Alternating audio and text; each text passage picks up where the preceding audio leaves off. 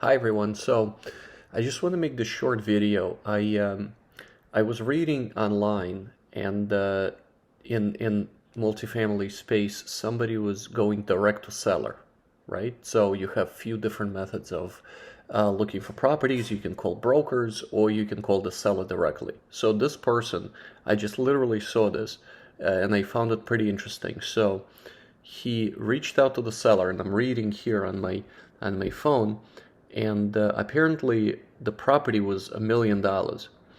Now, that's what the seller wanted. Now, the buyer, on the other hand, he goes, this property is only worth 600,000, which I mean, it makes sense, right? So the property really is less money. So, but this is the mistake that the buyer, I think, made. And listen, I'm not a negotiating pro. I'm not, Chris Voss or anything like that, even though I've taken his classes and multiple others. But this is why I think the buyer is making a mistake. So the buyer is seemed like very educated person. So he written this huge paragraph to the seller, and he goes, "Hey, listen, Mr. Seller, your property is not worth $1 million." He goes, I looked at the valuation and I looked at the appraisal and look at all the work that property needs to be done, and he's throwing these DSCR numbers in there. Then this is excluding repairs, he goes, and the property needs a bunch of repairs. That's without even us looking into it. And I highly suggest, so he's telling the seller, I highly suggest you remodel this place, and your occupancy is way below. And on the bottom of the last sentence, he goes, I highly doubt anyone will want to buy this as is. So you see what he's doing, right? So he literally wanted to elevate himself, and he, in my opinion, attacked the seller by giving him these facts. So he elevated himself, so he made himself, I guess, smarter, and at the same time the seller looked foolish, right? Because the seller wanted more money. But the seller actually replies, and he goes, he was very cold in his reply. He just goes like this: "Thank you, but remember, it's not for sale. I don't want to sell it. You reached out to me, and this is my price. Furthermore, I got other offers that will be paid in cash." Right? So you see what the seller did. His guard went up. His walls went up. Because the buyer, in this case, literally attacked him. Instead of maybe educating or teaching or asking the right questions, he attacked the guy with all these numbers and this information. I mean, it's valid information. It's true. The seller is asking too much.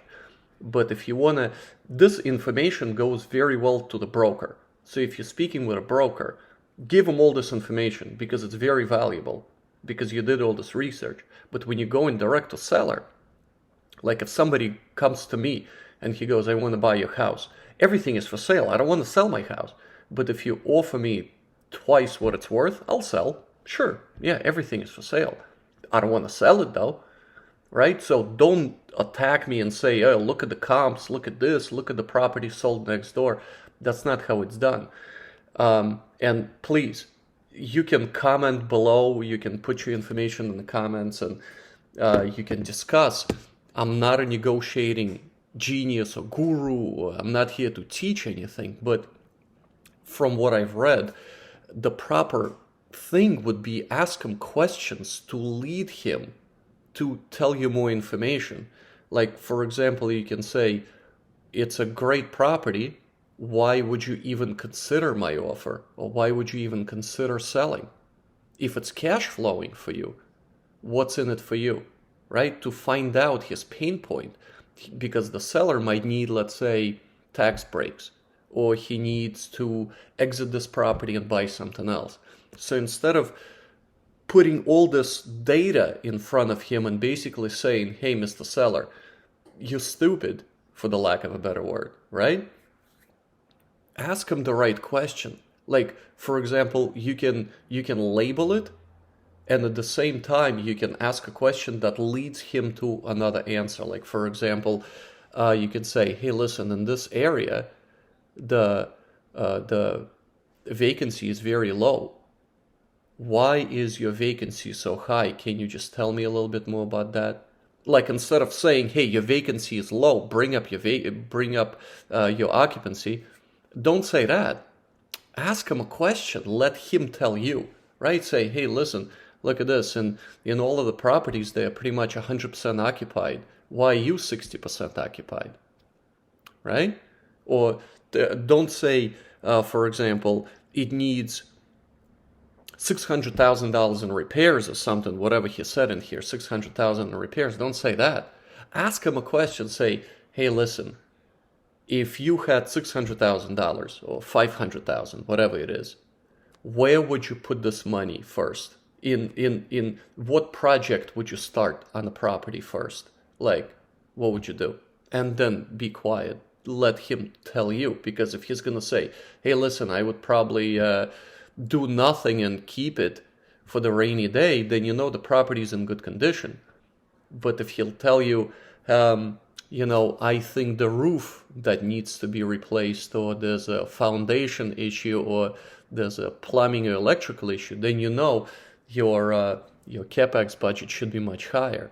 So it's funny how few questions open up a whole conversation here, right? Where instead of you trying to prove something, saying me, look at this, I'm so great, give that power to the seller, right? And please, once again, I have to emphasize this, that I'm not a pro at negotiating. I'm not. It's just few things that I've learned going direct to seller, because you don't want to offend the guy. And I guarantee after this conversation, the seller will not take him serious because there's no rapport. See, the walls went up. The seller feels like he's like 1980 car salesman type of technique, right? We're like, oh yeah, great car, you have to buy it right away. Look at this, it's red and it has this engine and it goes really fast. I mean, it's silly. You're trying to sell the car instead of trying to solve the problem. Because if you ask the seller and you go, hey, listen, so what's your ultimate goal? What are you seeing to do? Let's say I'm going to give you this 1.2 million or whatever it is. What are you going to do with the money? Because if he says, hey, listen, I really don't need the money now, I need to buy another house, so I need to put a down payment for something, you can be like, hey, listen, let's try to work on terms. I can pay you this 1.2 million that you're asking for, or whatever the number is, but let's just work on the terms. How about I pay you that in 5 years? Or work on a master lease option, or creative strategy or something like that. Because ultimately, instead of proving to the seller that you know everything about the area and the property, and it seems like the buyer does, he is very well educated, right? It's just, it's my feeling that he's coming on too strong, right? And the seller is defensive in this case. And you see by his answer where he says, hey, listen, you reached out to me, I didn't call you, and also I got other offers. See, so he immediately said, forget you, I don't need you, right? Instead of working together, because ultimately it's a team, right? Seller and buyer, it's a team, even though they're kind of on the opposite team, but they have to play together in order to make the deal work. So in this particular case, if they feel attacked, in this case, I believe so. Yeah, if somebody would just comes up to me and tells me all this stuff, I would react the same way. But if you ask me a question, it will be like, hey, listen, I'll pay you this money, but I'll pay you in installments. Would that work for you? And just be quiet. Or can I assume your loan? Right? So there's other ways. Or like, how about this? How about I buy the deal, but you stay in it as, let's say, an equity holder or something like that. Like work out some sort of a solution, right? You don't have to completely kick out the seller, because instead of telling him this, you can be asking him like, so what's your ultimate goal? Do you want the cash flow? Or you don't care anymore? Or you just want to move to another area? Right? So this is just my 2 cents. I thought of making this short video. It's not really short, it's 10 minutes long. But what I found out is that instead of being straightforward, it's easier to ask a question, and the seller or the other party will change their mind. Instead of you telling them or trying to prove something to them, and you know that never works, right? You can ask them leading questions and they'll change the answer, or they expand on the response. So that's my little tip.